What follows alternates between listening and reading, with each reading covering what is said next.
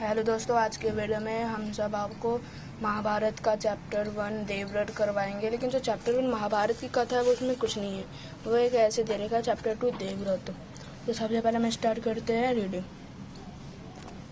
तो आपको बता देता हूँ, सबसे पहले हम रीडिंग करेंगे, फिर क्वेश्चन आंसर, फिर शॉर्ट क्वेश्चन आंसर। ये 3 टॉपिक आज हम करेंगे। पहले हम रीडिंग कंप्लीट कर लेते हैं। गंगा एक सुंदर युवती का रूप धारण के नदी के तट पर खड़ी थी। जो गंगा थी वह एक सुंदर युवती स्त्री का रूप धारण करके नदी के तट पर खड़ी थी। उनके सौंदर्य और नवयौवन ने राजा शांतनु का मन मोह लिया था। उनका जो ब्यूटी या सुंदरता थी उसने राजा शांतनु का मन मोह लिया था, मतलब कि पा लिया था। गंगा बोली, राजन, आपकी पत्नी होना मुझे स्वीकार, पर इससे पहले आपको मेरी शर्तें माननी होगी। क्या आप मानेंगे? जब उसे मोह लिया था तो राजा शांतनु से ब्याह करना चाहते, मतलब शादी करना चाहते थे। तो इसलिए उसने गंगा बोली कि राजन, आपकी पत्नी होना मुझे स्वीकार है, मैं आपकी पत्नी बन जाऊंगी, पर आपको इससे पहले मेरी शर्तें माननी होगी। क्या आप मानेंगे? आप मेरी शर्तें को मानेंगे? राजा ने कहा अवश्य। राजा ने कहा कि हाँ जरूर। राजा शांतनु ने गंगा के सारे शर्त मान ली। राजा शांतनु है जो शर्त उसने बोली वो सारी शर्त मान ली और वचन दिया कि वह उनका पूर्ण रूप से पालन करेंगे, और वचन दिया कि वह उनका सारा जो उनका शर्त है उसे अच्छे से पालन करेंगे या करेंगे। उनका समय पाकर गंगा ने शांतनु के कई तेजस्वी पुत्र हुए। जब समय पाकर गंगा से शांतनु के कई तेजस्वी पुत्र हुए, तेजस्वी मतलब सभी गुणों से अपार, परंतु गंगा ने उन्हें जीने नहीं दिया। गंगा ने उन्हें रहने या जीने नहीं दिया, बड़े होने नहीं दिए, पलने नहीं दिया। बच्चों के पैदा होते ही वह उसे नदी की बहती हुई धारा में फेंक देती थी और हंसती मुस्कुराती राजा शांतनु के महल में आ जाती थी। बच्चे के जैसे बच्चा पैदा होता उसे ले जाकर वह नदी की तेज धारा में फेंक देती और हंसते मुस्कुराती हुई राजा शांतनु के महल में आ जाती। अज्ञात सुंदरी के इस व्यवहार को राजा शांतनु चकित रह गए।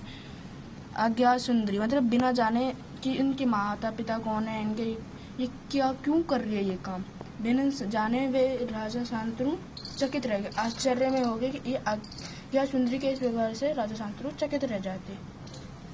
उनके आश्चर्य और शोभ का पारावार न रहता, उनके आश्चर्य और दुखी का कोई लिमिट नहीं रहती। शांतनु वचन दे चुके थे, इस कारण मन महसूस कर रह जाते थे।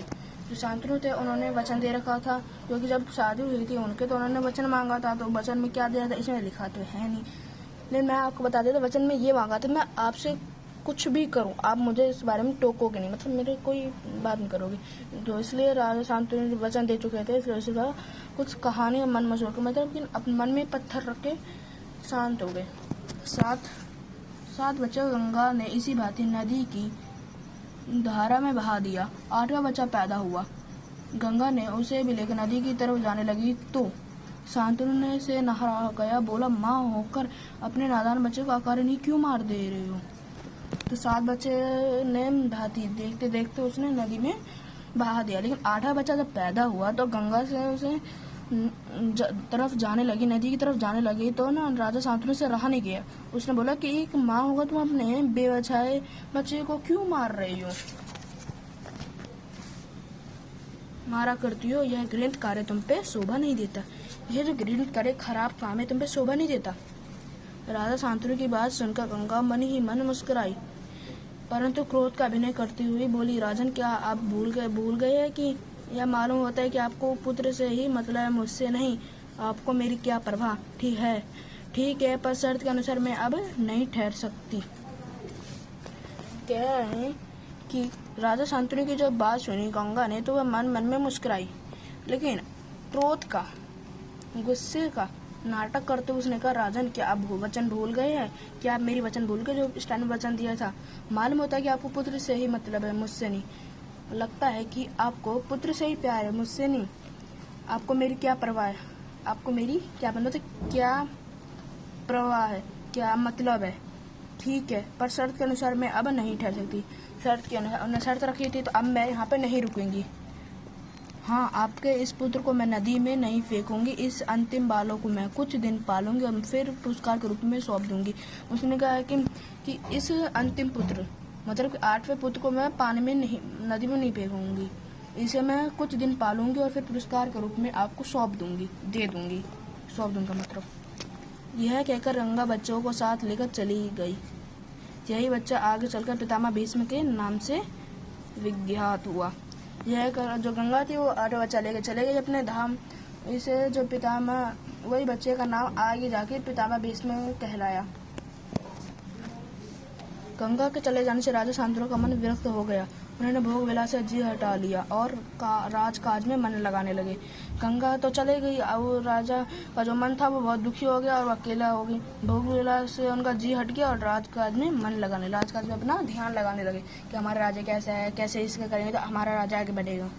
एक दिन राजा शिकार खेलते खेलते गंगा के तट पर चले तो देखा किनारे पर खड़ा एक सुंदर और गठीला युवक गंगा की बहती हुई धारा पर बाण चला रहा था। बाणों की बौछार से गंगा की प्रचंड धारा एकदम रुकी हुई थी। यह दृश्य देखकर शांतनु दंग रह गए। इसमें कह रहा है कि एक दिन जब राजा शांतनु शिकार, पहले जब शिकार खेलने गया करते थे राजा, तो जब वो नदी के तट पे पहुंचे तो उन्होंने देखा कि वहाँ पे एक बहुत ही सुंदर और एक गठीला, मतलब एक गठीला युवक गंगा की बहती धारा पे बाण चला रहा था। बाणों की बौछार से गंगा की प्रचंड धारा रुक जाती थी, एकदम रुक जाती थी, मतलब कि जो तेज तेज जो लहरें थी वो रुक जाती थी। और यह दृश्य देखकर राजा शांतनु दंग रह गए, इधर आश्चर्य में डूब गए। इतने में ही राजा के सामने स्वयं गंगा आकर उपस्थित हुई हो गई। गंगा ने युवक को अपने पास बुलाया और राजा से बोला, राजन पहचाना मुझे और इस युवक को? यही आपका और मेरा 8वां पुत्र देवव्रत है। महर्षि वशिष्ठ ने इसे शिक्षा दी है। शास्त्र ज्ञान में शुक्राचार्य है और रण कौशल में परशुराम इसका मुकाबला कर सकते हैं। यह जितना कुशल योद्धा है उतना ही चतुर राजनीतिक भी है। आपका पुत्र मैं आपको सौंप रही हूँ, अब ले जाइए इस अपने साथ। गंगा ने देवव्रत का माथा चूमा और आशीर्वाद देकर राजा से उसे विदा कर दिया। ये कह रहा है कि देखने में ही राजा के सामने गंगा आके खड़ी हो गई, मतलब उपस्थित हो गई, प्रकट हो गई। गंगा ने युवक को अपने पास बुलाया। उसे जो आदमी, जो युवक था, जो गंगा का 8वां पुत्र था, उसे बुलाया। गंगा ने उसे पास बुलाया और राजा से बोला। राजा तो पहचान गया कि गंगा कौन थी, लेकिन वो उस युवक को नहीं पहचाना। यही आपको और फिर गंगा ने बताया कि यही आपको और मेरा 8वां पुत्र देवव्रत। महर्षि वशिष्ठ ने शिक्षा दी है। महर्षि वशिष्ठ जिसने राम को शिक्षा दी थी, वही महर्षि वशिष्ठ ने इसे भी शिक्षा दी है। शास्त्र ज्ञान में शुक्राचार्य और रण कौशल में परशुराम इसका मुकाबला कर सकती है।